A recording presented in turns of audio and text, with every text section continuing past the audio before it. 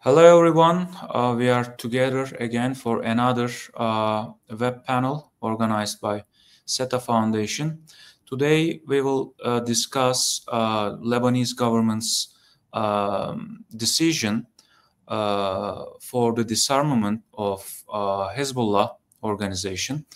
We will discuss how this demand has been received in Lebanon, in Lebanese politics, how various actors starting from Hezbollah, received that call and how did they react. And how this process can be understood in the context of broader regional politics, Middle Eastern politics. So we are holding this panel with two distinguished guests today. Unfortunately, we had another guest, Samir Seifan, but due to some technical issues, we are unable to host him. He is now currently in Damascus, Syria, and the internet connection is a bit problem there. So that's why we are having this panel with two distinguished guests. The first guest of ours is Dr. Dania Koleilat. Khatib is an expert on Lebanese politics, and she is the head of Research Center for Cooperation and Peace Building. And we have another guest, Dr. Murat Aslan. He's an expert on foreign policy, Turkey's Middle East policy, and he's from SETA Foundation. And today, with these two distinguished panelists, we will address a process centered on Hezbollah, but which, given its potential outcomes, has the potential of affecting the entire region, actually. We have various questions on our minds, and I will ask these questions to our panelists. Each panelist will have 10 to 15 minutes to give their insights, and then we will have another round, the second round, and in the second round we will cover questions coming from our audience, and I also will address some issues. And then we have a plan to complete this whole panel in 1 hour. So without further ado, I'd like to start with our first speaker, Dr. Dania Khatib. Dania, it's good to, I was going to say see you, but I can't because of another technical issue with your camera. But it's good to have you here on our panel. So I'd like to ask you a question of how Lebanese actors received the call from Lebanese government about disarmament of Hezbollah, and what do you think in the near future Lebanese politics, how it will be, and what developments are waiting for us in Lebanon, and of course, if you'd like to touch upon other related issues with regards to regional developments, Israel, Iran, and we will be glad to hear your opinion on these subjects too. The floor is yours. Thank you for joining us. Thank you very much, Mustafa, and good evening to you. Good evening to Mr. Murat and to the people, the audience who are following us. And I would like to apologize for this problem with my camera. I'm really sorry, but at least I can give my opinion, even if I don't show. And thank you again for inviting me to join the panel. Well, listen, the situation is, it's like how you started with the question, how the Lebanese actors take the decision. When you say Lebanese actor, it depends. Like the Shia, you know, Lebanon is formed of several sects. The Shia don't like it at all. The Shia look at it as if it's an existential threat. they look at it, and this is how Hezbollah also explained to his audience that this is a matter of to be or not to be.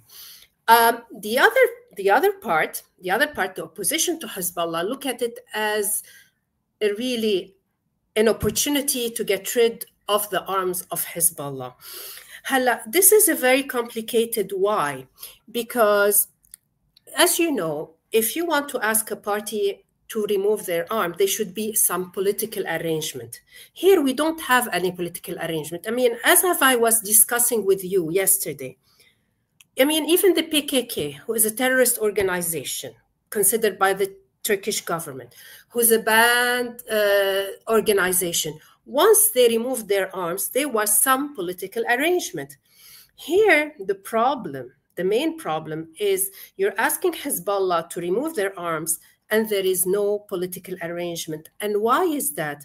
I mean, Hezbollah is asking for guarantees. The Lebanese state cannot offer guarantees. I mean, they cannot guarantee that Israel will not go over after them. You know, I mean, for them, it's a matter of survival. What the Lebanese cannot. Who can give these guarantees? Only the US. But the US, the problem is they're pressuring Lebanon, they're pressuring the Lebanese state, but they're not pressuring Israel. And I mean, even if anyone who follows Lebanese, like what's happening and Lebanese politics, you see how elusive has been Lebanon. I mean, for example, when Lindsey Graham said, okay, you disarm Hezbollah, then we have a discussion about what happens. No one said guarantee. So you remove the arm of Hezbollah, then we discuss. Morgan Ortega said, okay, if Lebanon disarms Hezbollah, we will encourage Israel to make similar move. Even the paper of Barak was like, okay, if Lebanon disarms Hezbollah, we will press Israel. But they didn't give any guarantees. So this is why Hezbollah will give up his last. Don't forget, his arms are his last and only negotiating card. So you expect them to give it like that without getting anything in return. At the same time, the Lebanese state cannot give any guarantees. I mean, even the Minister of Foreign Affairs, he was honest. He said, to have effective diplomacy, you need a muscle. You need leverage. We don't have that. All what we can do is to go to American and cry and say, please, please do this for me. So here we are in a difficult situation. And I mean, talking to Hezbollah, they tell you we didn't get any promises. The prime minister is refusing to meet with us. The president suggested at the beginning that there will be a discussion, hiwar, a dialogue. So far, there haven't been like one session. They went and visited the president. So they're not getting anything that will guarantee their survival. So how do you expect them to give up their arms? It's like a cat that you are putting in the corner. So they are in this situation. And the Lebanese government is also put in the corner because, for example, the prime minister has raised the stakes so high.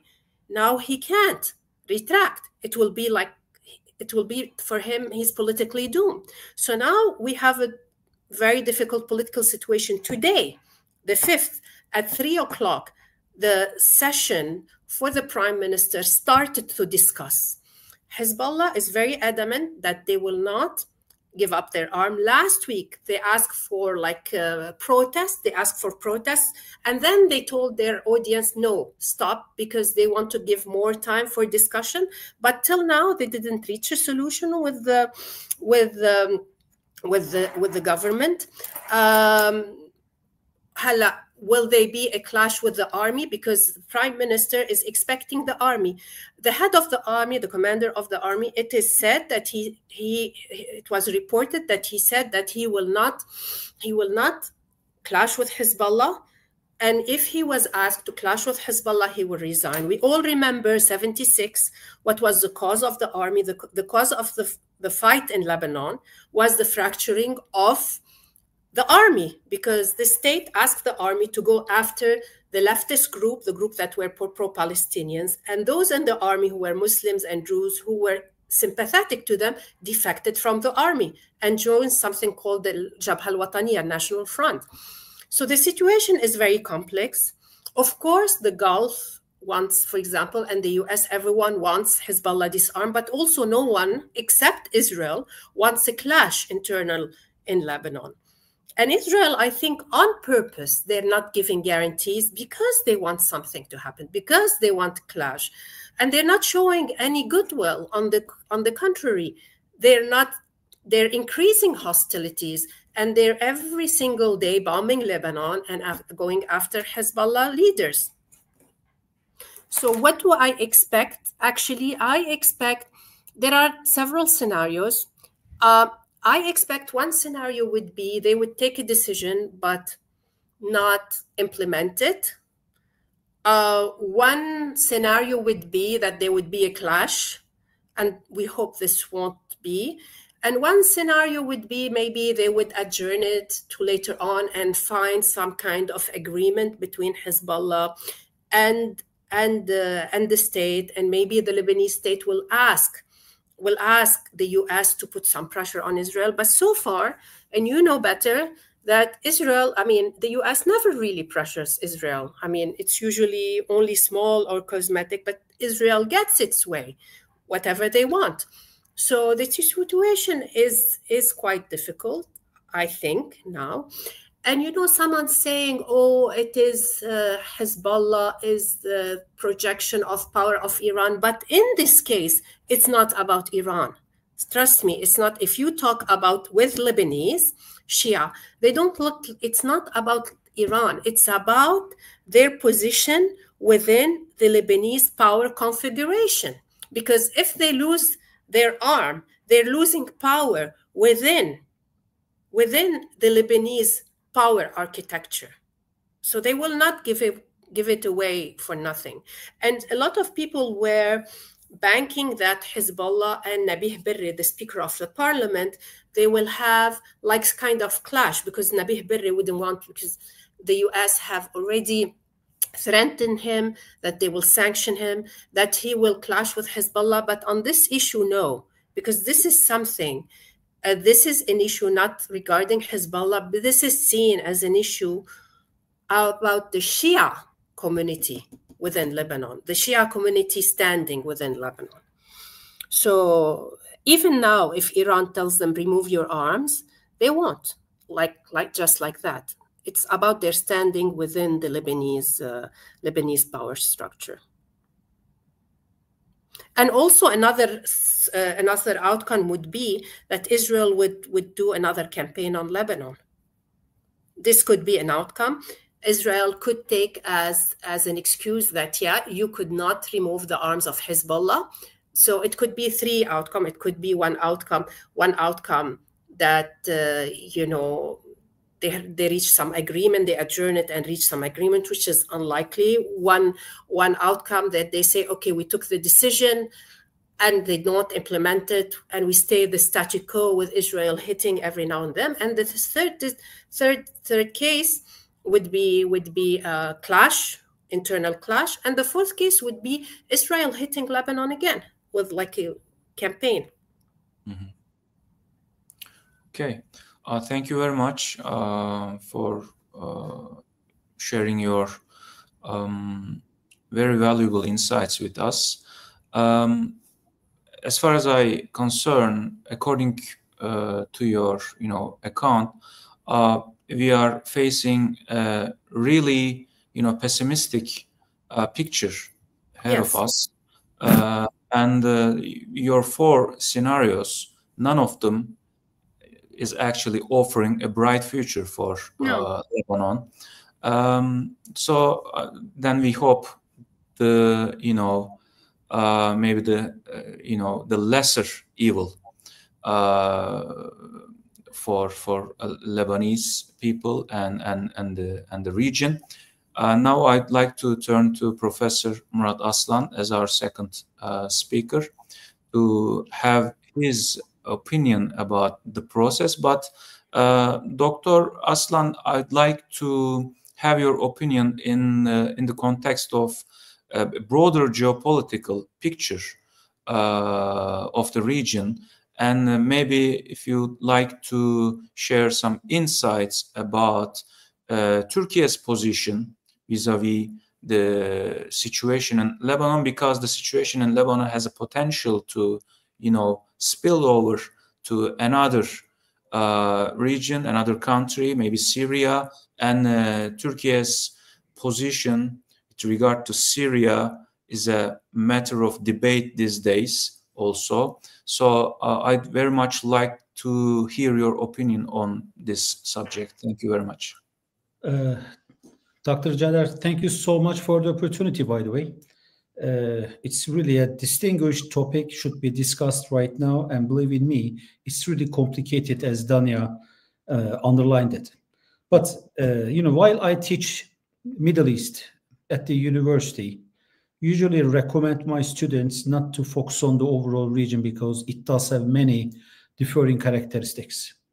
I mean, Mashriq or Maghrib or Gulf region or whatever. I mean, you can say Levant or North Africa, if you include it to the Middle Eastern region, doesn't matter. They all have different characteristics. And today, each state and regions do have different characteristics. On the other hand, there's an exception in here. If something happens in Lebanon or Iraq or Syria or Palestine or Jordan, doesn't matter, well, we have to read the overall region as a whole. Why? If something happens in Syria, it does have an effect on Lebanon or Jordan. Just not only because of the security issues, but societal linkages, for instance. Think that once Caesar Act of the United States was applied on Syria, Assad regime, well, Lebanon economy was about to collapse. So that's why we have to read the overall region as a whole and then go to micro problems just to understand exactly how this problem can be addressed or not. The second thing, if you talk about the Levant region, third parties are always included. I mean, big powers, the United States, Russia, sometimes regional powers, say Iran or Turkey, or sometimes non-state actors, either terrorist organizations or militia. In this sense, this complexity is somehow affecting Lebanon. Even there is no incident across the overall region, and it's impossible. There are always. Well, first, if you allow me, I would like to focus on the attitudes of the third parties regarding this region. First of all, what I mean by third party is the actors in the region not relevant to, Lebanon, and also the actors other than the regional ones, like the United States or etc. First of all, we have to understand one thing. Well, the intentions of the third parties, well, it can be categorized under four. The first one is, well, they are the states directly exposed to foreign interventions. They are in the region, but exposed to foreign interventions. Iraq, currently Syria, sometimes Jordan, by the way, sometimes. Why? But because they are dependent on the foreign aid. I have checked the aid provided by the United States to Jordan is $5.7 billion, and think that their GDI or GDP is $51 billion. So that means sometimes Jordan is also exposed to the diffusion of the other parties. That's the reality of the region. The second category is, well, the states, they're attempting to balance everything. Once there happens something, they want to build a sort of balance that they will not be included in, like Egypt.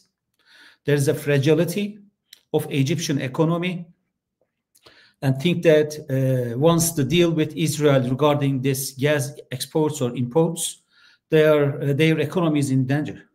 That's why even just to run the energy platforms, they need gas of Israel. And just remember the decision of Israelis last week.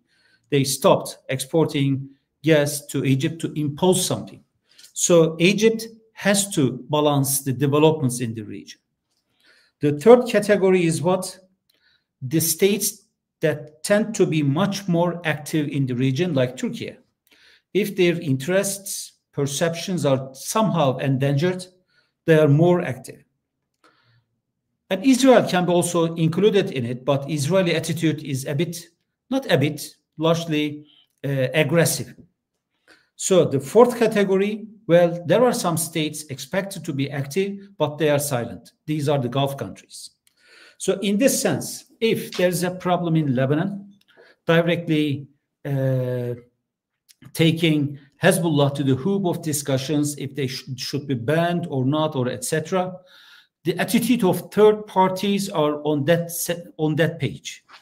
The second issue, Israel's attitude is really important at this time. Why?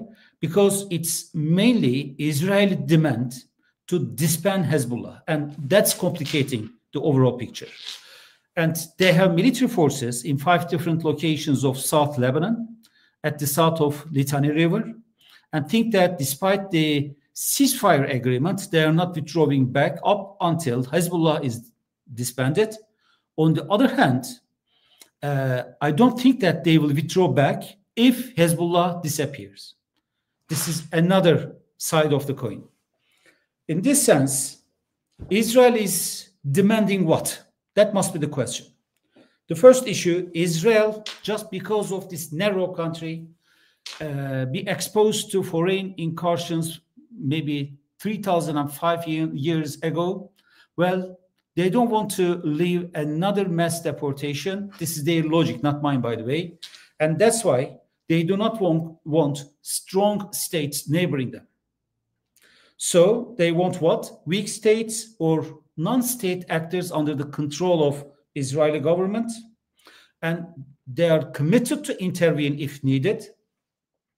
And also, they are much more prone to build pro-regimes to Israeli interests and expect great aggression, especially in Palestine, either Gaza or West Bank, just to build a unique Israel.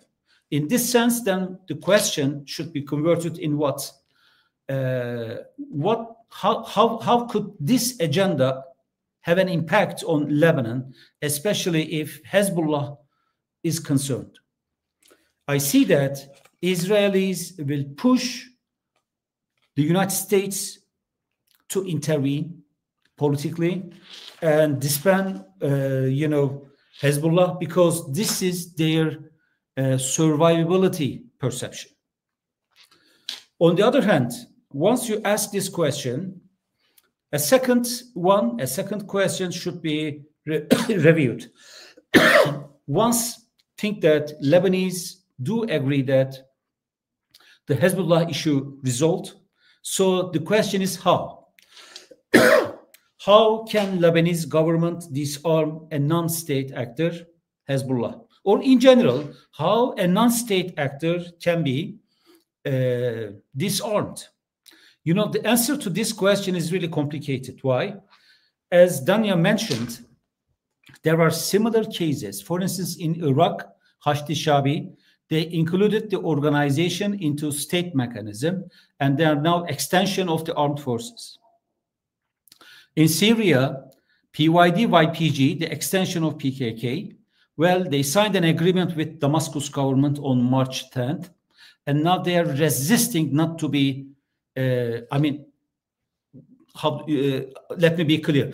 There is no plan to totally disband YPG, but what? Integrated into Damascus Ministry of Defense. And they are resisting. They want a whole body, a unique body that they can, for instance, demand something in future, like autonomy, more autonomy, and then independence. If you go and visit the other countries like Libya, there are a lot of armed groups. The first one is, an essential one is Haftar's self-styled army, and also all cities at the west of Libya, there are military councils and embedded armed groups. So if you ask the same question in Libya, nobody will care it, because there must be legal arrangements for such an achievement. So if disarming Hezbollah or a non-state actor is in our pocket, if we intend it and if they accept it, the second question is how it will be achieved and is it applicable to disband or disarm Hezbollah? Then we have to visit what? The societal facts of Lebanon and also identity formation in Lebanon. Identity. Lebanon, as I observe, as a third-party academic, well, highly divided. And it's officially divided. Christians have some sort of privileges. We have Sunnah people. They have certain political positions designated especially for them, and Shiites. So if you want to disarm an entity like this, I believe that, first of all, the identity at the societal level should be rearranged. Otherwise, we will just fool ourselves. By the way, it should not be for favoring Israel, but for Lebanese people. This is another fact. So now we see Dania. Welcome.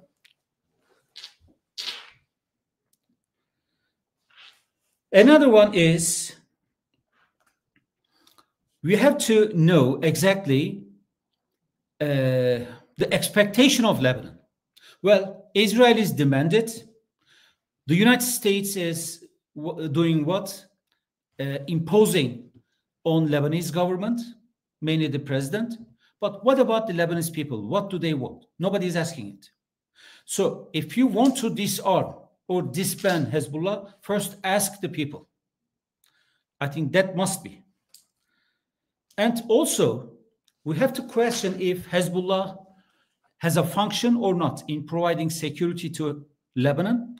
If they do have it, right after a probable disarmament, who will fill this vacuum? That's important. If there's nobody providing any secured environment, especially at the south, then expect what? More Israeli aggression. Once they feel that there is a threat at the south of Lebanon, they will hit it. First of all, I'm not a fan of Hezbollah. I'm totally against it, by the way. Why? Because they always intervened Syria. They fought against Syrians. So why? I mean, they have a history with blood. So I'm not a fan. On the other hand, we have to come to the realities. If you disband them or disarm them, who will fill the vacuum? If it's Lebanon armed forces or police forces, they must be capable, but they are not. So we have to now come to the terms of what? Realities. And for that reason, I would suggest we must have a SWOT analysis. Strength, weakness, opportunities, threats. Very basic, very basic. Well, for the strength, especially of Hezbollah, they are influential at the south of Lebanon. Actually, they are the ones providing security against Israel. This is very clear, crystal clear. On the other hand, another strength is what? Ideology, which is based on religion. They are committed. You can't change their mind. But they have also weaknesses. First of all, infiltration of Jewish or Israeli spies in Hezbollah. It's clear. I mean, they exploded these small devices, or they identified exactly the location of Nasrallah and the other leaders. So that means there are people inside Hezbollah working for Israel. Another weakness I see is what? They never embraced the others. They see the other factions, other societies in Lebanon as competing ones. They see the other sectarian societies, mainly in Syria, as competing or the other. So that's why it's a weakness. So if something happens to Hezbollah, the ones in Syria, well, they will not be so sorry. And another weakness, I believe, is what? They provoked division in Lebanon. So what about the opportunities we may face First of all, once they exist, they can contribute defending Lebanon. On the other hand, another opportunity is the hierarchy that they have built. But in terms of being a threat or responding to a threat, Hezbollah is very clear. Even though they protect the people of Lebanon, well, they discriminate. On the other hand, they are very solid against Israel. So in this sense, you can question Hezbollah with strengths, weaknesses, provided opportunities, or exploited threats, or posing threats, doesn't matter. Basic question, in my opinion, is if Hezbollah can defend Lebanon. It was 2006, just remember, they achieved. Today, they couldn't, because Israel is in Lebanon, at the south of Lebanon, Litani River, and they couldn't. So the answer of this question is really important because the Lebanese government may persuade or not, but there will be a gap, security gap, that should be addressed. And the second question affiliated with this one is Lebanon army strong enough to replace Hezbollah? I don't think so. You know, the United States pledged some helicopters and military aid to Lebanon. That's what I know. But it's not enough. If you want to replace an entity in the region, you must be stronger if compared. And finally, there's a very critical question, very critical. How can Israel exploit either presence or absence of Hezbollah? Well, during the presence, it was an excuse for Israelis to attack Lebanon. On the other hand, absence means they will not stop. In this sense, a formula to replace Hezbollah should or must deter a probable Israeli aggression. So I want to extend this discussion to also Syria because I see them very interrelated. Syria is fragile right now. Once Hezbollah is somehow disbanded, Damascus will be happy. That's what I predict. On the other hand, I think we should focus on how the Lebanese government and Syrians, Damascus government, can collaborate with each other for common security. Why? Security is not only about military. Drug smuggling, all sorts of other smuggling, and think that joint projects that would promote, the prosperity of both, it's important. So that's why either Hezbollah exists or present, doesn't matter.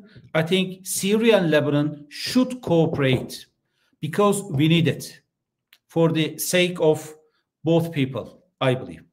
And thank you so much. Let me stop here. If there is any question, I can respond. Thank you. Thank you, Professor Aslan, for this valuable contribution and presentation. Now I'd like to turn to Dania. Dania and Murat Aslan, I think both of you pointed out the same logical dimension of the process, and that is without any political arrangement, without any roadmap, blueprint, you cannot disarm organization which has not only military power but also a social capital inside society. So it's a very complicated situation. And I'd like to ask you a question, Dania, but if you'd like to add any idea, anything to what Professor Aslan said, please feel free to do that. And my question is that, is there any other group, segment in Lebanese society which defends Hezbollah against this decision from government by seeing them as like the last stronghold against Israeli aggression, apart from Shia community? Are there any groups or political players in Lebanon This is my question, and like I said, feel free to add your, thoughts on what Professor Aslan said. The floor is yours. Thank you. Thank you, Mustafa, and thank you, Professor Aslan. What you gave was very extensive and very deep, and you gave example in other countries. I want to add also, going back to the history of Lebanon. After the end of the war, the Lebanese forces, which was Christian militia, disarmed without a political arrangement. And you know what happened to them? They put their leader in prison for 14 years on bogus charges. After 14 years, it was discovered that it was bogus charges. They accused him of bombing a Najat Salvation Church. They banned the group. They went after the group. So, put yourself in the shoes of Hezbollah. That's what they would say. Do we want what happened to the Lebanese forces to happen to us? And also, as Murat said, Israel has no intention. They don't show any intention. I'll tell you something. There is a center called Alma, which is very close to the IDF. And they recently published a paper. And bluntly, they say, regardless whether Hezbollah disarms or not, we should not leave because they can always rebuild. And they're right, they can always rebuild. After 2006, due to the bombing, they were decimated and they bombed it. Don't forget, the Hezbollah have the know-how how to manufacture. It's not like firearms. They manufacture rockets. They have the know-how how to manufacture rockets. And you can manufacture it from dual use, So that's how the Israeli think. They think, okay, even if we disarm them, they can rebuild. And the reports specifically say we should keep on bombing Lebanon to keep them busy. And we should target them. And we should make sure that it gets banned. That if you are Hezbollah and you read such a report, what would you think? Yeah. So they should be, and here the US should play the role of the guarantor and take some guarantees from Israel. But it's not. On the contrary, it is threatening Lebanon. It's telling Lebanon, okay, if you don't disarm, I'm going to remove from you the 150 million ammunition. Which will make the army even weaker and weaker if you don't fund the army, because most of our equipment come from the US. Most of equipment of the army comes. So if they remove that, the army will become weaker and weaker. And they were telling them, okay, and if you don't disarm, there will be another Israeli campaign on Lebanon. As what do the Lebanese think?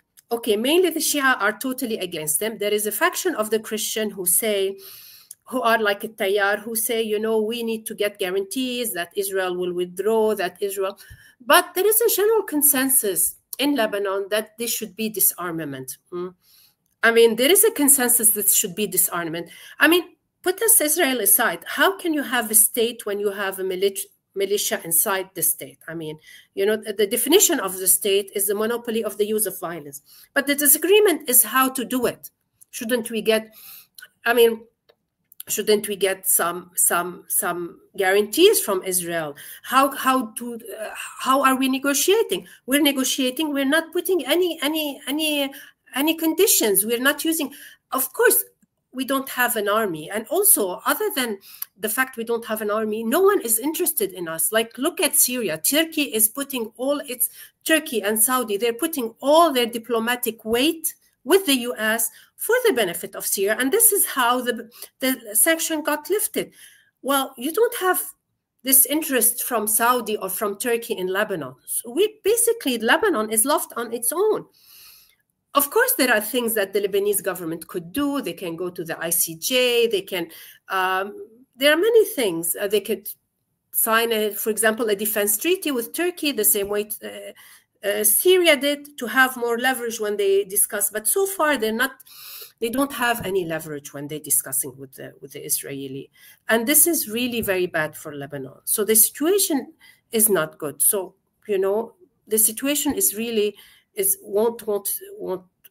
I'm not very optimistic, and the question how the Lebanese will react to that. I think the fact that Hezbollah won't disarm, and they've said it, and we will know now, won't disarm, But this will create more tension internally, because there is a group, the group opposing Hezbollah, they want disarmament. They want disarmament because it's also a struggle of power, internal power. And there are many groups who not only who accuse Hezbollah internally that he's using his power to, you know, to have more power internally. It's not being used against Israel. So that's why they want to remove this power from Hezbollah, because power has been used internally. Even there is accusation that the arms of Hezbollah have been protecting the political system, the corrupt political system. So they say, we will not have real reforms unless we remove the arms of Hezbollah. But as I said, it's very problematic. You can't remove their arms unless there is a political arrangement, unless you give them something. I mean, even the arms, even not Hezbollah, even the arms of the Palestinian faction in the camps. Do you think you can remove them like that and they will not say anything? You have to remove them, give them something, at least give them the right to work. The Palestinian refugees don't have the right to work. So they should be, I mean, they should be a political arrangement. So, and what are if you ask me more in details about this, if we go back to your question, what the Lebanese think, what are the percentages? We don't really know, but there was one poll that was done by an organization, and it was published by Al Jadid TV. They said 58% of the Lebanese want disarmament only when there are guarantees from Lebanon. I don't know how much this is true or not, but that's the situation in Lebanon. We have a very tense situation. I mean, in a nutshell, very tense situation. The Lebanese are very divided. The Lebanese state is not strong enough. And the Americans are playing a very dubious role. They're pressuring Lebanon, but they're not pressuring Israel. And Israel wants Lebanon to have, to have unrest internally. Yeah, but at least I think we can say that we cannot say that majority of Lebanese people pro disarmament or against disarmament, right? We cannot say that clearly. Well, because there are nuances. Like you can say the majority of Lebanese people want disarmament, but you cannot say how the majority want disarmament to be, you know? Okay. I mean, yesterday, yeah, so there is a nuance. It's not like, okay, we want disarmament, we want to have a state, we want the army to be in control, but there is, on the other side, there is Israel. So yeah, there is Israel, matter. Yes. Yeah, there is Israel, so the conditions differ. The conditions differ, but the majority of the Lebanese are with the disarmament of Hezbollah. Okay. But if you ask them whether it is disarmament or unrest, no one asks this question. I guess most of the Lebanese don't want another war and don't want another clash, internal clash. Yeah. Okay, thank you. Professor Aslan, my question to you is, if there is, I think probably will, another round of Iran-Israel war, the second round. And to me, if there is a second round, it will be more intense than the first one, because Iranians are expecting now, because in the first one, they were caught off guard, but now they're expecting and they are ready to, give answer to react in a more aggressive way, maybe more precise way in terms of these missile attacks. So in the case of second round of war between Iran and Israel, how do you think that the regional actors will react, starting from Hezbollah and Lebanon? Because as you all know, Hezbollah is the actor that Iran has maybe more influence on than the other regional actors like Hashd Shabi or Ansarullah in Yemen. But Hezbollah, since its foundation, Iran has always been with Hezbollah and inside the organization, and influenced the organization. And the last time Ali Larijani was in Beirut and told Hezbollah that don't give up arms. So what do you think, Hezbollah? Because in the first round they kept away and they didn't intervene. Yeah. But if the second round is going to be more intense, how will they react to you? Dear Mustafa, first of all, Israel, sorry, I'm so sick, so I will cut it short. Israel and Iran does not have shared borders.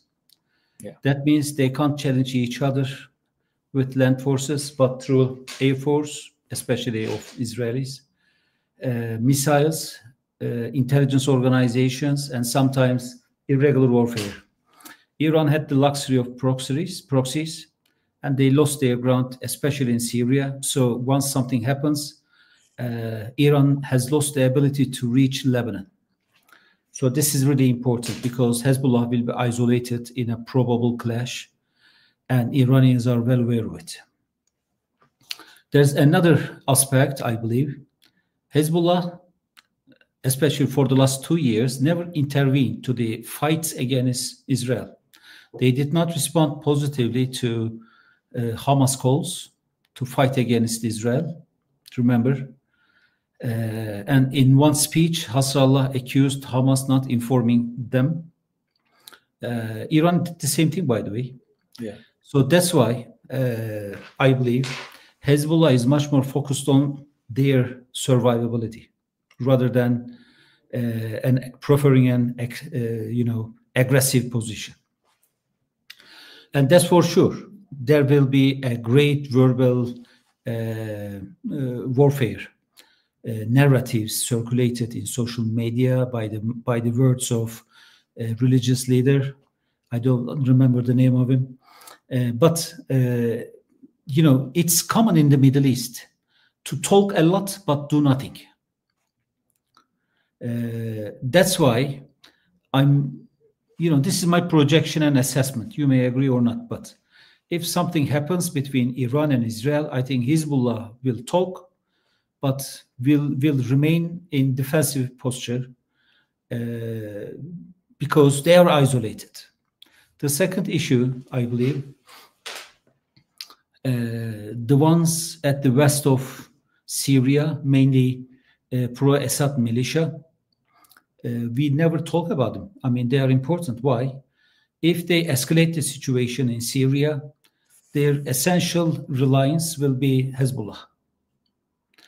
So there must be stability at the west of Syria, and by that way, Hezbollah will keep its positions rather than intervening the west of Syria. So it's important.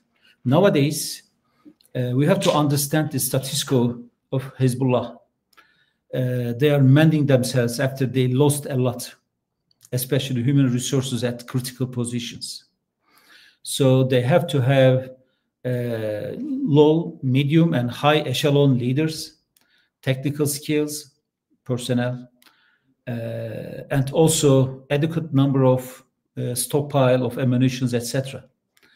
On the other hand, it's not that much easier anymore. I mean, Iran cannot deliver that much or many level of ammunition and weapon. So that's why I'm not expecting a huge escalation just because Hezbollah is not happy. On the other hand, there's another thing, and it's about Iranian attitude. Iran will never give up from losing the landscape, especially in Lebanon and also Syria. That's why what they will impose is to have Hezbollah much more aggressive in Lebanon politics, much more aggressive in Lebanon societal spheres. In this sense, a competition of Israel and Iran will be in Lebanon by, holding the grip.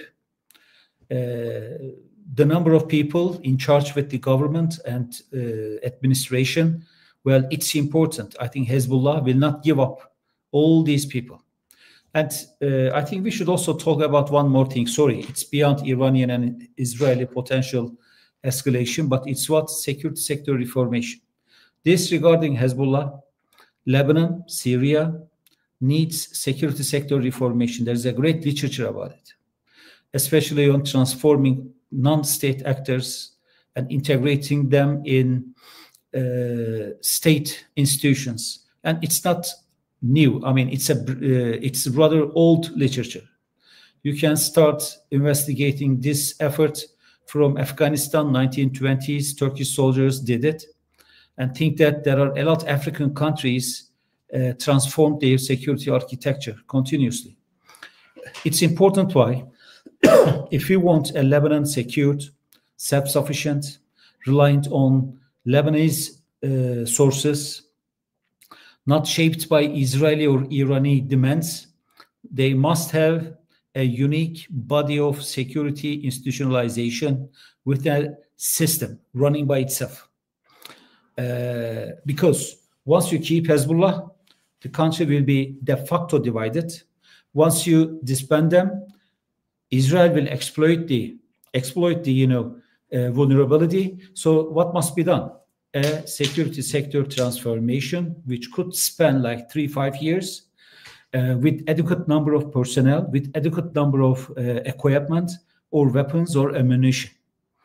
And then you can talk about the fate of Hezbollah. If you don't have it, I mean, a regular army with regular security forces on the ground, stabilizing and securing the public against any threat, preventing crime, for instance, expect many Hezbollah in Lebanon. So I think this security sector reformation is an important step. And at this point, I believe, Turkey may play a role.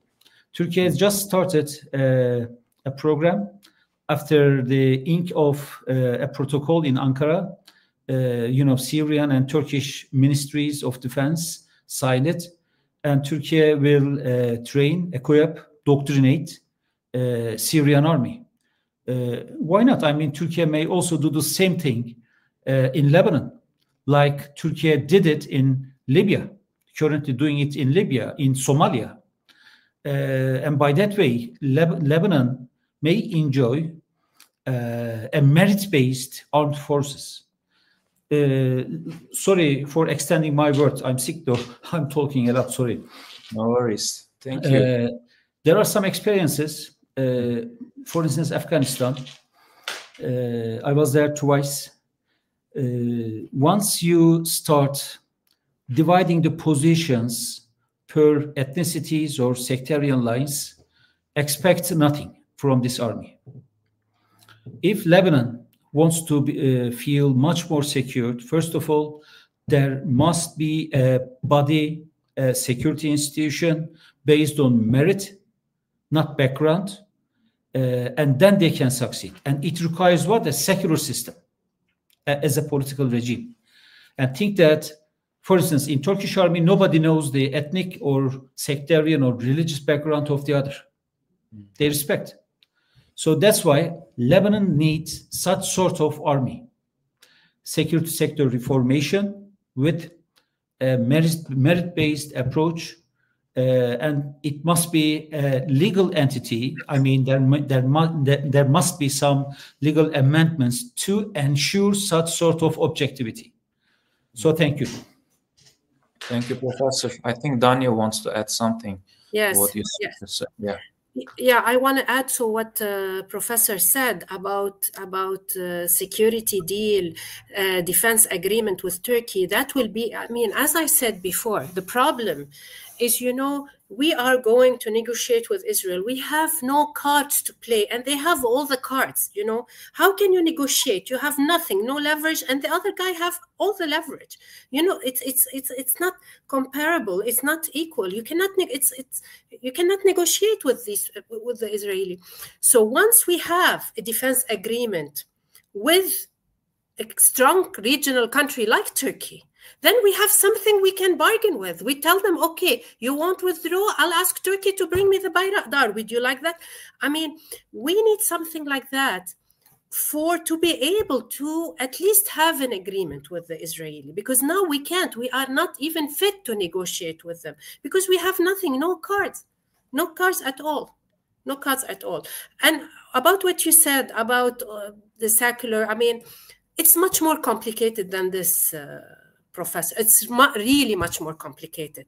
So I wish today, I agree with you that, okay, in the army in Turkey, no one knows if you're Kurd or you're Turkoman, but this cannot be applied to Lebanon now. The sectarianism is in the political system. It's very difficult to remove it now. In the long run, yes, but now we cannot wait till remove that to fix our. And I want to tell you something, that we are facing challenges. You know, there is, after the 2006, there was a buffer, which was UNIFIL, yeah? There was a buffer, and still, you know, there was a UN mission called UNIFIL. They put a UN mission. After 1 year, this UN mission will finish. It was only extended 1 year, and after 2026, they will start to withdraw. Then the Lebanese army will be on its own. It will be the army facing Israel, yeah? So as you said, we need to beef up the army, because in 1 year, we will have no more any protection of the UN. You asked something about how do you want me to just talk about how Hezbollah was infiltrated? Yeah, sure. I'll tell you something. In 2006, you know, though they had less capability, Hezbollah was not infiltrated at all.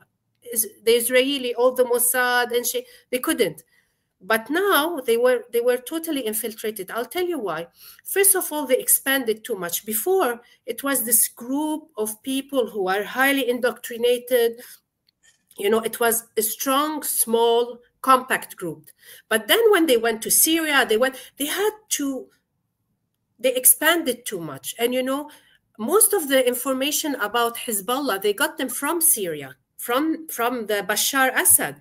You know, the Israeli, Samir al-Khuntar or Badruddin, who got their coordinates? They took their coordinates from people from the Syrian army, from Assad's army. So this is, the more they expanded. Not only this, they also became a business. They had, like, you know, they started involving themselves in businesses. I mean, they had like banks. They had banks. They had like a loyalty card. If you are from Hizb or related to it, you get discount in certain shops. So all this, Israel has been collecting these data for years and years and years. And this is how they were able to locate everyone. Plus, you know, all when they do with these businesses, and plus they were like, you know, they were the involvement in the Captagon and this, they were exposing themselves, you know, with when they were have this dealing with Maher al-Assad, all this exposure, you know, all this exposure, the more they expanded, the more they spread thin, the more they became vulnerable. Yeah. So this is how Israel was able to get all this information about them. So now actually they're starting to think back, their strategy, their structure. They want to go back how they were before, a small, compact group focused very much on the issue of like resistance and security and this. Okay. Thank you. I think it's been more than 1 hour since we started this session, and we can conclude now. If you don't have anything to add, if you have, please add what you want to add. Otherwise, we can conclude and end the session here. Yeah, please. Yeah, I would like to add that since SETA is so much, you know, it's a think tank that's very close to the Turkish government. I want you to tell the Turkish government that it's very important they have interest in Lebanon, because Lebanon, if they want stable Syria, they cannot have an unstable Lebanon and have a stable Syria. And even now, there is a window. I think there is a window now. Even Hezbollah would not say no to I mean, even Hezbollah would accept some Turkish influence, Turkish protection. So I think now there is a window for the Turks to play a positive role in stabilizing Lebanon. And what I heard from my Hezbollah sources, that initially when Ahmad al-Shara came, they were very adamant. Even the unrest that was in the Sahel and the coast, it is said from my Syrian that it was 100%, managed from Lebanon. But now I don't think Hezbollah wants to have any problems with Syria. As Dr. Murat said, they want to focus on Lebanon. They want to focus on survival, on rebuilding themselves. And we have to remember, as much as we say, and I agree with Dr. Murat and everything he said about Hezbollah, about how sectarian they are, but whether we like them or not, they represent the Shia, and we have to deal with them by hook or by crook. Yeah. So that's it. Thank you. Thank you very much. I think this is an important and a very valuable lesson or outcome that we can draw from this panel, that Turkey has a positive role to play in Lebanon, and both of our guests pointed this out.